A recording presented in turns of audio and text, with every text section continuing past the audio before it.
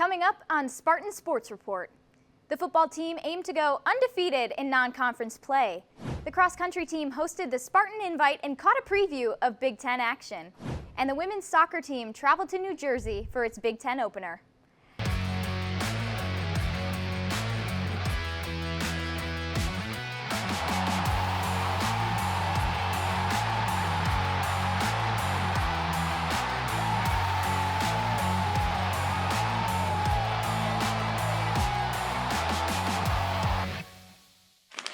Hello and welcome to the second episode of the semester of Spartan Sports Report. I'm Paige Murray. And I'm Michaela Mazza.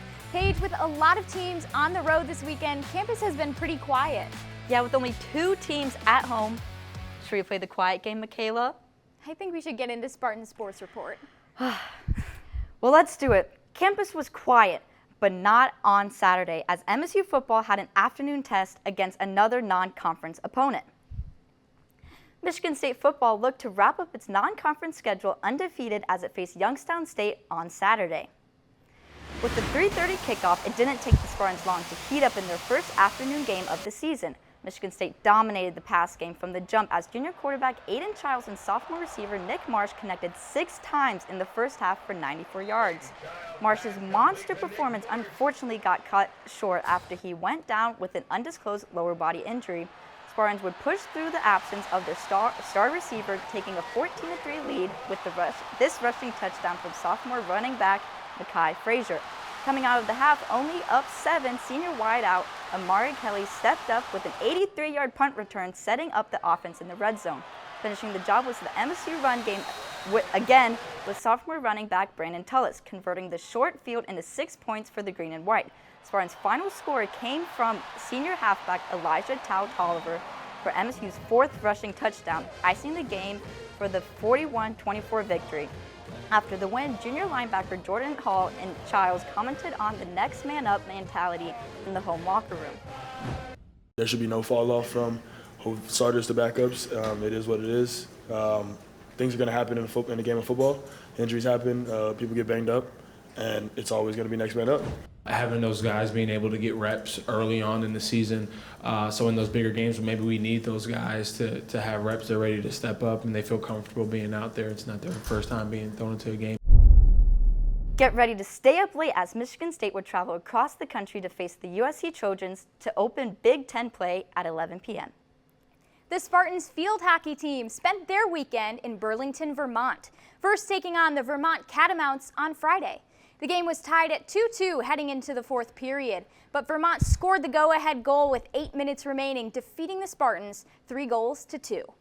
On Saturday, Michigan State bounced back against Merrimack College. MSU won 7-1, with each of its goals coming from a unique goal scorer. Coach Knoll's squad looks to start conference play strong in Ann Arbor this Friday as they take on their rivals, the Michigan Wolverines. First touch is set for 6 p.m.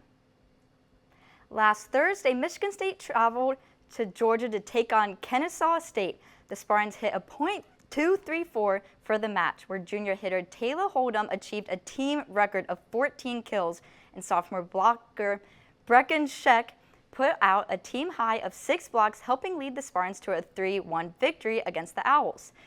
They were back at it again on Friday afternoon against Appalachian State, where redshirt sophomore setter Malaya Long tallied up her 4th straight double-double with 50 assists and a team high of 16 digs. The Spartans came out victorious against the Mountaineers with a 3-2 win, leaving them with a 7-0 record, their best start to a season since 2012. Michigan State Cross Country hosted their annual Spartan Invitational this past Friday at Forest Acres Golf Course. Fellow conference teams took this as an opportunity to preview the course before the Big Ten Championships at Forest Acres in October. With the men's race starting at 9 a.m., the green and white packed the front of the race, but it would ultimately be Riley Ho who would finish first, with Jack Pennewell, Moses Ostrink, and Thomas Westfall close behind. The men would place first as a team for the 2nd year in a row, and the women soon followed at 9:40 a.m., led by Rachel Forsyth, who took 7th overall. Taylor Pangburn would finish closely behind in 14th, helping MSU to a 2nd place finish. The Spartans travel to Missouri to compete in the Gans Creek Classic on September 26th. Michigan State women's soccer opened up conference play traveling to New Jersey to take on Rutgers on Friday. Junior midfielder Bella Najera was the Spartans' equalizer on the pitch, scoring MSU's only goal of the day. The Spartans would ultimately come to a draw against the Scarlet Knights, 1-1, in their first Big Ten game. Michigan State continues conference play, hosting UCLA on Thursday at 7 p.m. The men's team also kicked off their conference play, flying out west to Seattle to take on the Washington Huskies. The Spartans came out strong but were deadlocked at the half, and Washington forward Charlie Kosakoff broke the tie at the 62nd minute of the second half. He added to that total 6 minutes later, putting the Huskies up 2-0. The Spartans answered just 2 minutes later with a strike from junior forward Richie Ludwig, but MSU never found the net again, falling 2-1. MSU returns to DeMartin Stadium for their conference home opener against Ohio State this Friday at 7 p.m. Thank you for watching this week's episode of Spartan Sports Report. For more content, make sure to check out the Spartan Newsroom as well as all of our social medias below. I'm Michaela Mazza. And I'm Paige Murray. Thanks for watching.